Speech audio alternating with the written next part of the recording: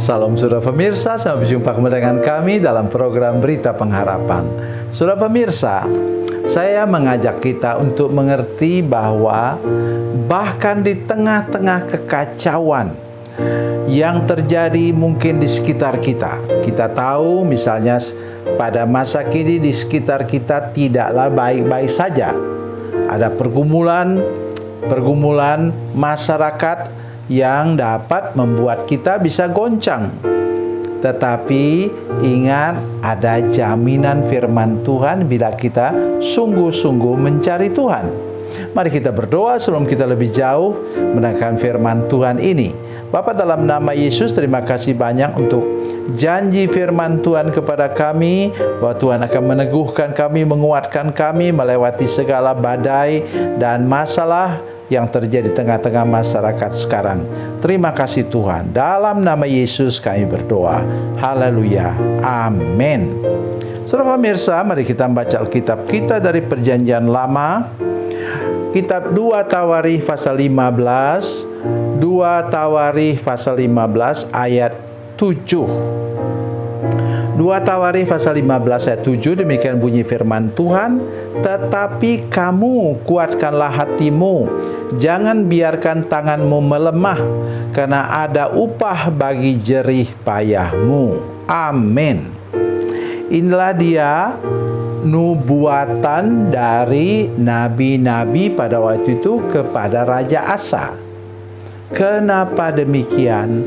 Ada kekacauan. Saudara boleh baca dari ayat 1 sampai ayat yang ke-6. Itu ada kekacauan di mana-mana, di tengah-tengah bangsa-bangsa di sekitar umat Tuhan. Dan di tengah-tengah umat Tuhan juga ada kekacauan. Mengapa mereka tidak membersihkan sama sekali berhala-berhala? Oleh sebab itu saya mengajak kita hari ini untuk menyadari, kalau terjadi kekacauan, maka kita harus mengoreksi diri sendiri. Jangan koreksi orang lain dulu, koreksi diri sendiri. Nanti kita melihat apa yang terjadi. Sesudah itu kemudian datanglah Nabi Azaria bin Oded dihinggapi roh Allah. Ia pergi menemui Asa dan berkata kepadanya, dengarkanlah aku, Asa, serta seluruh Yehuda dan Benyamin. Ya, Tuhan besertamu apabila kamu besertanya. Jika kamu mencarinya, ia berkenan ditemui olehmu. Tapi jika kamu meninggalkannya, ia akan meninggalkan kamu. Nah, sesudah itu ayat berikutnya adalah ada kekacauan di mana-mana. Saya tahu begitu mudahnya sekarang kekacauan terjadi. Misalnya harga saham rontok, harga emas rontok, kacau semua di negara kita. Ya. Jadi mari kita ingat ini, di tengah-tengah kekacauan Tuhan berfirman, katanya kita tidak boleh lemah. Tapi kamu kuatkanlah hatimu, teguhkanlah hatimu, jangan biarkan tanganmu melemah, karena ada upah bagi jerih payahmu. Ayat 8, ini yang luar biasa. Ketika Asa mendengar perkataan ini dan nubuat Nabi Azaria bin Oded itu, ia menguatkan hatinya dan menyingkirkan berhala-berhala yang menjijikkan dari seluruh tanah Yehuda dan Benyamin, juga dari kota-kota yang direbutnya di pegunungan Efraim. Ia memperbaiki mezbah Tuhan yang ada di depan serambi bait Tuhan. Amin. Sungguh-sungguh luar biasa. Nubuat memang harusnya menggerakkan orang untuk sungguh-sungguh mengasihi Tuhan, sungguh-sungguh mencari Tuhan.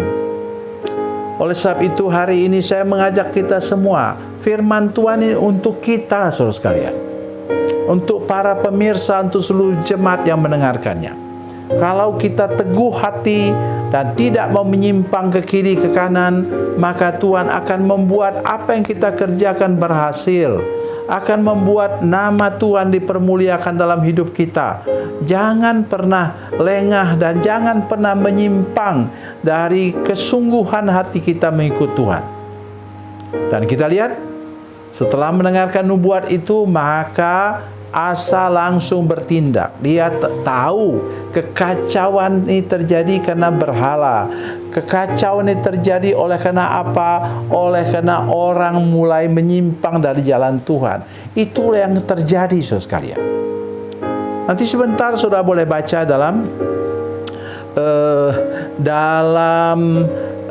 Yoel, kitab Nabi Yoel.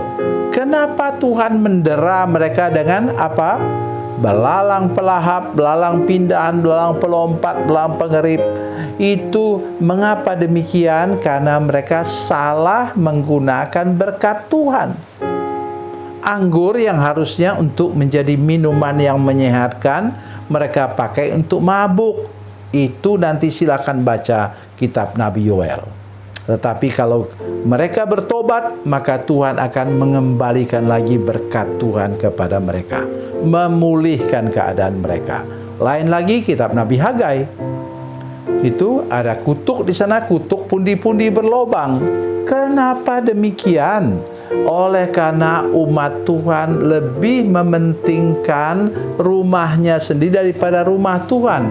Atau kalau sekarang umat Tuhan, warga gereja lebih mengutamakan apa? Segala macam keperluan kemewahannya sendiri, lupa memberikan persembahan untuk gereja. Dengar saya baik-baik. Saya tidak bergurau. Saya sampaikan kebenaran firman Tuhan. Oleh karena itu, mari kita bersama-sama sekarang bertindaklah seperti Raja Asa di sini. Mari kita sungguh-sungguh teguh hati, jangan pedulikan kekacauan di sekitar kita. Teguh hati dan mari cabut sumbernya, yaitu hati umat Tuhan sudah mulai menyimpang dari jalannya. Tuhan Yesus memberkati, Tuhan Yesus baik. Mari kita berdoa. Bapa, dalam nama Yesus, terima kasih untuk kebenaran firman Tuhan yang kami baru dengar. Tolong kuatkan kami semua dan kami kembali ke jalan yang benar, tidak mau menyimpang lagi, supaya berkat Tuhan kembali mengalir kepada kami. Terima kasih Tuhan. Dalam nama Yesus, haleluya. Amin.